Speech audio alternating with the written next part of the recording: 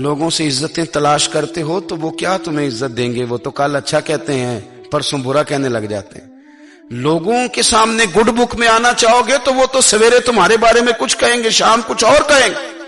اپنی روحانی زندگی آباد کریں، اپنے مسلح کو وقت دیں، اور دنیا سے چھپ کر اس موبائل کو بند کر کے اور اپنے آپ سے بھی چھپ کے اور تنہا ہو کے چھپا کے سارا کچھ اپنے آنسو اپنے رب کی بارگاہ میں پیش کریں، اس کے حضور حاضری دیں۔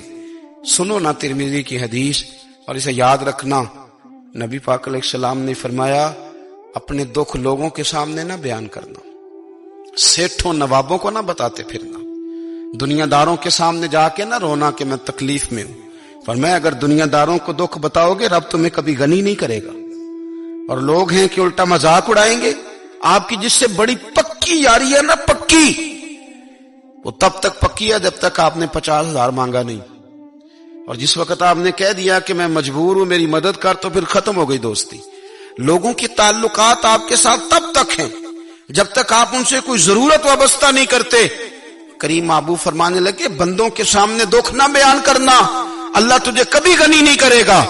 تو اپنے دکھ اپنے رب کو بتا، تو دعائیں مانگ، تو اس کی بارگاہ میں حاضر ہو، تو اس کے حضور عرض کر۔ فرمایا اپنے دکھ اپنے رب کو بتا، وہ جلدی کرے یا دیر سے کرے تجھے ساری دنیا سے بے نیاز کر دے گا، تجھے کسی کا محتاج نہیں رہنے دے گا۔ اپنے مسلح کو، اپنی دعاؤں، ایک بزرگ فرماتے ہیں میں نے دعا مانگنے کا طریقہ اپنی بیوی سے سیکھا۔ دعا مانگنے کا طریقہ اپنی، سیکھنے والے تو اپنے بچوں سے بھی سیکھ لیتے ہیں، سیکھنے والے تو ہر ایک سے سیکھتے ہیں۔ وہ کہتے ہیں میں نے دعا مانگنے کا سلیقہ اپنی بیوی سے سیکھا ہے۔ حضرت وہ کس طرح؟ فرمانے لگے میری بیوی نے نا مجھے کوئی کام بتایا، کچھ پیسوں کی ضرورت کے لیے کہا، تو میں نے اسے کہا کہ بھئی ابھی میرے پاس نہیں ہے، کچھ دنوں میں آتے ہیں تو میں دے دوں گا۔ عورتوں کی عادت ہوتی ہے وہ بار بار یاد کراتی ہیں، 2-4 دنوں کے بعد پھر اس نے کہا حضرت وہ میں نے کہا تھا کچھ پیسے، میں نے اسے کہا کہ ابھی میرے پاس نہیں ہے، کچھ دنوں میں ملتے ہیں تو میں تمہیں دے دوں گا۔ اس نے کچھ دنوں کے بعد پھر کہا حضور وہ میں نے کچھ پیسے کہے تھے۔ فرماتے میں نے ڈانٹ دیا، میں نے کہا کہ کیا تو روز مجھے شرمندہ کرتی ہے، کہا نا میرے پاس نہیں ہے، ہوں گے تو دے دوں گا، تو روز یاد کراتی ہے۔ فرماتے اس نے پہلے تو میری ڈانٹ کو سہا، پھر میرے سخت جملوں نے اس کی آنکھوں میں آنسو پیدا کر دیے، پھر اس نے اپنے آنچل میں اپنے اس دکھ کو سمیٹا، اور پھر اس نے ایک جملہ کہا تو میں رو پڑا، اور مجھے اپنے رب سے مانگنے کا طریقہ آ گیا۔ مجھے کہنے لگی حضرت جی آپ نے ڈانٹ دیا، میں نے سہ لیا، پر آپ ہی میرے شوہر ہیں، بتائیں نا آپ سے نہ کہوں تو میں کس سے جا کے کہوں۔ فرماتے ہیں میں رو پڑا، اور میں کھل کے رویا، اور میں تڑپ کے رویا، اور پھر میری سسکیاں بند گئیں۔ تو مجھے کہنے لگی آپ کو کیا ہوا؟ میں نے کہا مجھے بھی دعا مانگنی آ گئی ہے، جب میں اسے کہوں گا نا اللہ تو ہی میرا رب ہے، میں تجھ سے نہ کہوں تو میں کس سے جا کے کہوں؟ میں کیوں کسی بندے سے سوال کروں؟ میں کیوں کسی دنیا دار سے کہوں؟ میں تیرے بندوں کا، نیک بندوں کا وسیلہ لے کے، تیرے محبوب کی غلامی لے کے تیری بارگاہ میں آیا، تجھ سے نہ مانگوں تو کس سے مانگوں؟ سمجھ آ گئی ہے جب میں اس رنگ میں مانگوں گا تو تیرا رب میرے اوپر بڑا ہی فضل فرمائے گا، وہ میرے اوپر بڑی رحمت کرے گا، وہ میرے لیے آسانیاں کرے۔ عزیز دوستو ہم اس طرح کرنے لگ گئے ہیں کہ ہم نے نا اپنے تعلقات پر اعتماد کرنا شروع کر دیا ہے۔ میرے تعلقات بہت ہیں، ہم نے اپنی دولت پر اعتماد کرنا شروع کر دیا ہے، میرے پاس دولت بہت ہے، ہم نے اپنے علم پر، اپنی شہرت پر اعتماد کرنا شروع کر دیا ہے کہ میرے پاس فلاں چیز بہت ہے۔ یاد رکھنا جب بے نیاز اپنی صفت بے نیازی دکھاتا ہے تو بڑی بڑی دولتوں والے مجبور نظر آتے ہیں۔ بھائیو جب انسان کا رشتہ اپنے مالک کے ساتھ ہوتا ہے پھر تو غم بھی کچھ نہیں کہتے، پریشانیاں بھی کچھ نہیں کہتی، پھر تو زندگی صبر والی، پھر تو زندگی توکل والی، پھر تو زندگی بھروسے والی، پھر انسان اپنے آپ کو رسوا نہیں کرتا، دنیا داروں سے امیدیں اس کی ختم ہو جاتی، امیدیں اللہ رسول سے لگا لیتا ہے، مضبوط ہو جاتا ہے، مضبوط، طاقتور ہو جاتا ہے، خوددار ہو جاتا ہے، باوقار باعزت ہو جاتا ہے۔ حضرت بہلول دانا رحمت اللہ علیہ بیٹھے تھے تو ہارون رشید حج کر کے آ رہا تھا، تو رستے میں حضرت شیخ سے ملاقات ہو گئی تو السلام علیکم کے بعد کہنے لگا حضور کوئی حکم ہو تو بتائیے گا. تو حضرت بہلول دانا فرمانے لگے تیرا رب کون ہے؟ اس نے کہا اللہ. تو فرمایا میرا کون ہے؟ کہا اللہ. فرمانے لگے تو بڑا ہی بیوقوف ہے، کیا تو یہ سمجھتا ہے کہ رب ہارون رشید کو تو دے گا اور بہلول دانا کو بھول جائے گا؟ تیرا بھی وہی رب ہے، میرا بھی وہی رب ہے. اس نے اگر تجھے دے کے آزمایا ہے تو ہو سکتا ہے مجھے نہ دے کے آزما رہا ہو. جب اس کی حکمت کے تقاضے ہوں گے تو عطا کرے گا اور دے گا. تو جا اپنا کام کر. بھائی اپنی روحانی زندگی، اپنی عبادات، اپنے وظائف، اپنے روزمرہ کے معاملات، اپنی دعائیں، اپنا استغفار. دیکھو کوئی مشکل کام تو نہیں، 2 رکوع ہیں سورہ واقعہ کے، اگر رات کو پڑھ لی جائے تو. میں کس طرح یہ بات بیان کروں کہ تعویذ بانٹنا آسان ہے اور وظیفہ بتانا مشکل ہے. سارا دن تعویذ بانٹیں تو لوگ لینے کو تیار ہیں، اور اگر آپ وظیفہ بتائیں تو کہتے ہیں تو مشکل کام ہے. او خدا کے بندے، اگر آپ کا تعلق قرآن پاک کے ساتھ مضبوط ہو، قرآن پاک کے ساتھ اگر آپ کا رشتہ ہو، لوگ سفارشیں ڈھونڈتے ہیں نا دنیا میں، کوئی تعلق مل جائے تو میرا کام ہو جائے. دنیا میں اتنا مشکل معاملہ ہے، آخرت میں مجھے بتائیے گا کتنا مشکل معاملہ ہوگا. میرے نبی پاک صلی اللہ تعالی علیہ وسلم نے فرمایا جو لوگ سورہ ملک پڑھا کرتے تھے نا، سورہ ملک، یہ سورت ملک قیامت میں ان کی سفارش کرے گی، اور اس طرح کرے گی کہ کہے گی اے اللہ یا اس بندے کو جنت میں داخل کر دے یا مجھے قرآن پاک سے علیحدہ کر دے. تو رب فرمائے گا جا اس کا دامن تھام کے اسے جنت تک پہنچایا. آپ بات کو سمجھیں، جب آپ کے تعلقات اپنے معاملات کے ساتھ مضبوط ہوں گے، یہ نبی کریم نے وعدہ کیا ہے کہ تو سورت واقعہ پڑھ تیرے گھر میں فاقہ نہیں آئے گا. حضرت عبداللہ ابن مسعود رضی اللہ تعالیٰ عنہ بیمار تھے تو حضرت عثمان غنی رضی اللہ تعالیٰ عنہ تیمارداری کے لیے تشریف لے گئے اور جا کر کے کہا کہ آپ بڑے بیمار ہیں، آپ کی بیٹیاں زیادہ ہیں، میں چاہتا ہوں کہ خزانے میں سے کچھ مدد کروں. تو سیدنا عبداللہ ابن مسعود رضی اللہ تعالیٰ عنہ اٹھ کے بیٹھ گئے اور کہنے لگے امیر المومنین، اللہ آپ کو میری طرف سے، میری بیٹیوں کی طرف سے بہتر صلہ دے. میری بیٹیوں کو کسی خزانے کی ضرورت نہیں، میں نے انہیں خزانہ دے دیا ہے. کہا جناب آپ نے کون سا خزانہ دیا ہے، میں آپ کے مالی معاملات کو جانتا ہوں. تو فرمانے لگی امیر المومنین، میرے نبی کریم نے فرمایا ہے جو سورت واقعہ پڑھے اسے کبھی فاقہ نہیں آتا. میں نے بیٹیوں کو یاد کرا دی ہے، یہ خزانہ میں نے انہیں دے دیا ہے. وہ سارے والدین سنیں جو بیٹیوں کے لیے پریشان رہتے. حضرت عبداللہ ابن مسعود نصیحت کر رہے ہیں، فرمانے لگے میں نے سورت واقعہ یاد بھی کرا دی ہے، پڑھنے کی عادت بھی ڈال دی ہے.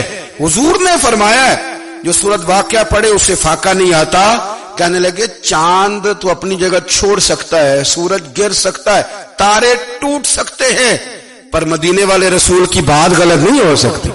حضور نے فرمایا فاقہ نہیں آئے گا تو انشاءاللہ کبھی بھی نہیں آئے گا. کرنے کا کام یہ ہے کہ ہم اپنے معاملات، اپنی عبادات، اپنی دعائیں، کبھی 10 منٹ عادت ہو جائے نا دعا مانگنے کی علیحدہ سے رات کو.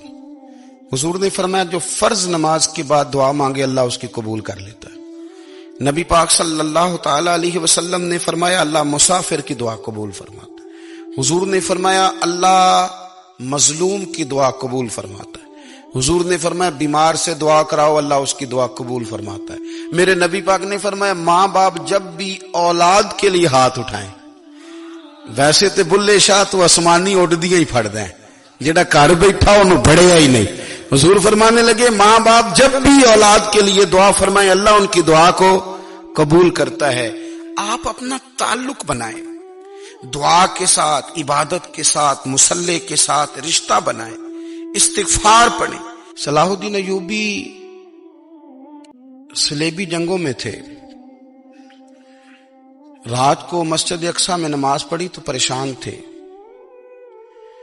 ایک بزرگ سے ملاقات ہوئی تو وہ کہنے لگے کہ آپ بڑے پریشان ہیں. کہنے لگے حضور پریشان اس لیے ہوں کہ پہلے ہی مسلمان کمزور ہے، اب میں نے سنا ہے دشمن کا ایک بحری بیڑا وہ جنگی سامان سے بھرا ہوا آ رہا ہے، تو اب ان کے پاس اور تلواریں اور نیزے آ جائیں گے، مسلمانوں کے پاس پہلے ہی وسائل کی کمی ہے، پریشان ہو کس طرح کر کے مقابلہ کریں گے. یہ بات کہتے ہی صلاح الدین ایوبی نے بزرگوں سے کہا حضور آپ بھی دعا کرنا. دعا کی بڑی طاقت ہے. میرے نبی پاک نے فرمایا دعا مومن کا ہتھیار ہے. دعا مومن کا. حضور نے فرمایا تقدیر کو سوائے دعا کے کوئی چیز نہیں بدل سکتی. دعا مومن کا ہتھیار ہے. یہ کافر کے پاس کوئی نہیں، یہ ہتھیار ہے مومن کا. اللہ کرے آپ کو سمجھ آئے. پھر سنیں، کئی بار کہہ چکا ہوں، یہ ہتھیار ہے. کافر کے مقابلے میں جو تیرے پاس سب سے بڑا ہتھیار ہے وہ دعا ہے. دعائیں کرانی چھوڑ دی، کرنی چھوڑ دی، لینی چھوڑ دی. حضرت سیدنا انس بن مالک رضی اللہ تعالیٰ عنہ فرمایا کرتے تھے، میں نے وہ رنگ دیکھا ہے جب حضور دعا مانگتے تھے اور حضور کی مقدس آنکھوں میں آنسو بھی ساتھ ہی بہا کرتے تھے. میں نے وہ انداز دیکھا ہے.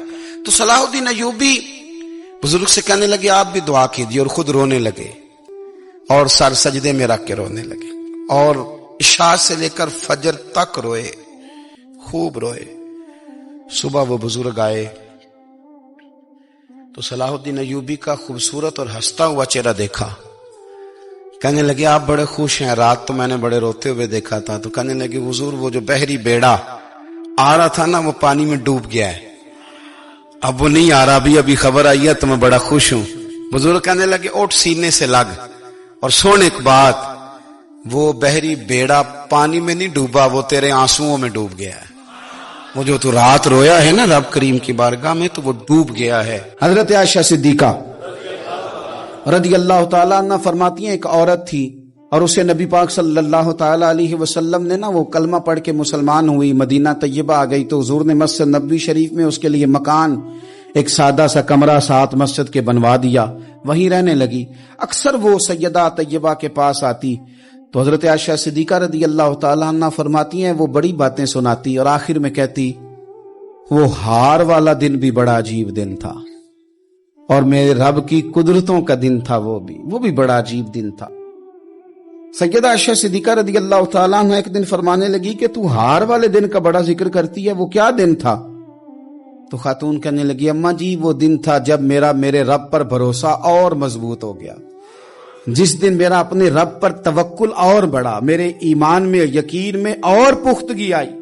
کہنے لگی میں ایک گھر کی کنیز تھی، نوکرانی تھی، اس گھر میں ایک بچی تھی جس کے پاس سونے چاندی ہیرے جواہرات کا ہار تھا. اس زمانے میں نا چمڑے کے اوپر لوگ ہیرے جواہرات لگاتے تھے، کئی دفعہ سرخ رنگ کے چمڑے پہ لگائے جاتے تھے. وہ بچی پہنتی تھی تو کہتی ہوں بچی کے اس نے اتار کے رکھا یا اس سے گرا وہ ہار تو چیل اسے اٹھا کے لے گئی گوشت سمجھ کے اور میرے سامنے اٹھا کے لے گئی. گھر والوں نے مجھ سے پوچھا، یہ بخاری میں موجود ہے، گھر والوں نے پوچھا مجھ سے کہ وہ ہار کہاں ہے تو میں نے کہا چیل اٹھا کے لے گئی. گھر میں کچھ چوری ہو جائے تو سب سے پہلا الزام کس پہ لگتا ہے؟ ملازمین پہ. کہتے انہوں نے مجھے بڑا مارا، بڑی تکلیف دی، حتیٰ کہ میری شرمگاہ تک کی تلاشی لی، میری عزت اتنی خراب کی میں بتا نہیں سکتی. میں نے اپنی زندگی میں ایک واقعہ دیکھا، ایک امیر گھر میں چوری ہو گئی، ملازم کو اتنا مارا کہ وہ چارپائی پہ پڑ گیا. پولیس والوں سے اتنی مار پروائی گئی کہ وہ بیچارہ چارپائی پہ پڑ گیا اور پھر وہ اتنا بیمار ہوا اور کچھ دنوں کے بعد پتہ چل گیا کہ چور تو اپنا بیٹا ہے ان کا. پھر اس کا انتقال ہو گیا. اب وہ سیٹھ صاحب اور گھر والے آ کے نا مرنے والے کے کان میں معافیاں مانگ رہے ہیں، کان میں. تو میں نے ان سے پھر کہا تھا کہ یہ تو اب چلا گیا ہے، تمہارا زور چلتا تھا نا تو تم نے قانون خریدا اور تم نے اسے جتنا ہو سکا تم نے اسے مار پڑوائی. تمہارے پاس جو عدالتیں تھی تم نے وہاں کاروائی کی، اب ایک عدالت قیامت کے دن لگے گی. یہ کمزور تھا نا، کچھ کر نہیں سکا. میرے نبی پاک صلی اللہ علیہ وسلم نے فرمایا سن لو، اگر سینگ والی بکری نے بغیر سینگ والی بکری کو تکلیف دی ہوگی نا تو قیامت کے دن اسے بھی بدلہ دینا پڑے گا کہ تیرے پاس سینگ تھے اور تو نے اسے مارا تھا. وہ خاتون عرض کرتی ہے سیدہ عائشہ کی خدمت میں کہ مجھے بڑا مارا، مجھے تکلیف دی. میں کہہ رہی تھی کہ میرے سامنے چیل لے گئی ہے پر وہ نہیں مان رہے تھے. اماں جی انہوں نے مجھے بڑا مارا. حضرت عائشہ صدیقہ کہتی ہیں پھر کیا ہوا؟ کہنے لگی اماں جی جب کوئی میرا مددگار نہ رہا، مجھے تکلیف دے رہے تھے، رسوا کر رہے تھے، تو میں نے اپنے رب سے مدد چاہی، میرے رب کی طرف میں نے توجہ کی. میں نے کہا مالک اب تو ہی میرا مددگار ہے، कहती है वो मुझे मार रहे थे तो वो चील जो हार ले गई थी वही लेके वापस आ गई, और हमारे सरों के करीब ला के उसने जब उस हार को फेंका, वो मुझे छोड़ के साइड पे हुए, वो मेरी बेगुनाही जान गए। लेकिन आपको बताऊं, उस दिन से मेरा अपने रब पर यकीन और बढ़ गया। मुझे समझ आ गई कि जब इंसान पूरा टूट जाता है और जब कोई चारों जानिब उसका मददगार नहीं होता, तो रब तो होता है ना, अल्लाह तो उसका मददगार होता है ना, वो तो फिर अपने उस बंदे की मदद करता है ना, फिर वो तो तवानाई देता है ना, वो तन्हा नहीं छोड़ता, वो तो आंसुओं वालों के आंसुओं पे बड़ा करम फरमाता है, वो तो कसम पुरसी में आ जाता है, उसकी रहमत बढ़ के इस्तकबाल कर लेती। ओ मेरी मिल्लत के जवानों, मजा नहीं आ जाता जब सारी दुनिया सोई हो, सारी दुनिया, और बिस्तर भी गर्म हो और नींद भी पूरा गलबा कर रही हो, और अचानक घंटी बजे दिमाग में, आंख खुले, घड़ी पे नजर पड़े, 3:30-4 बजे का पैगाम घड़ी बताए, और कोई चढ़ती जवानी वाला उठ के वुजू करे, और जब वो मुसल्ला खोल के बिछाए तो मदीने वाले महबूब कहते हैं कि हर नमाज पे रब सवाब देता है, और जो उठ के तहज्जुद की नमाज पढ़े उसे देख के तो रब मुस्कुराता है, जो उसकी शान के लायक है, जो उसकी शान के लायक, वो मुस्कुराता है, खुश होता है कि मेरा बंदा तहज्जुद में उठ गया, वो मुस्कुराता है। काश हमारी सुबहें कभी अपने मालिक के नाम हो जाएं, काश के सुबह। हजरत अबुल हसन रहमतुल्लाह ताला अलैह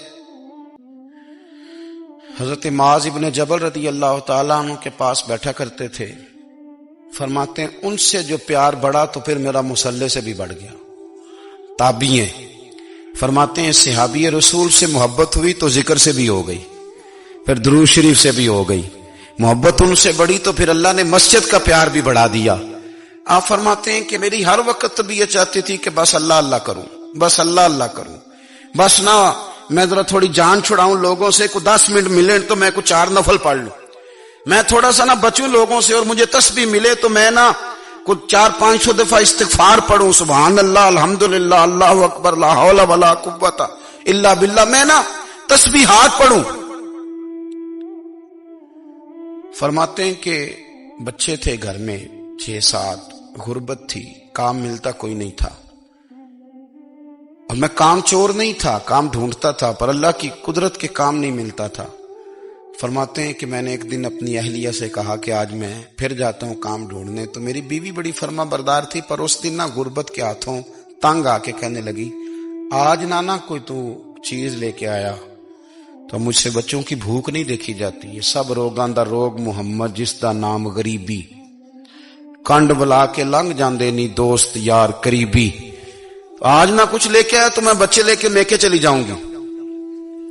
शेख फरमाते हैं कि मैं बड़ा परेशान घर से निकला, पर मैंने सुबह से लेके जोर तक काम ढूंढा, काम मिला कोई नहीं, तो मेरे दिल में ख्याल आया चलो काम नहीं मिलता तो अल्लाह अल्लाह तो करे ना, चलो बंदों की मजदूरी नहीं मिलती तो रब करीम की इबादत ही करते हैं।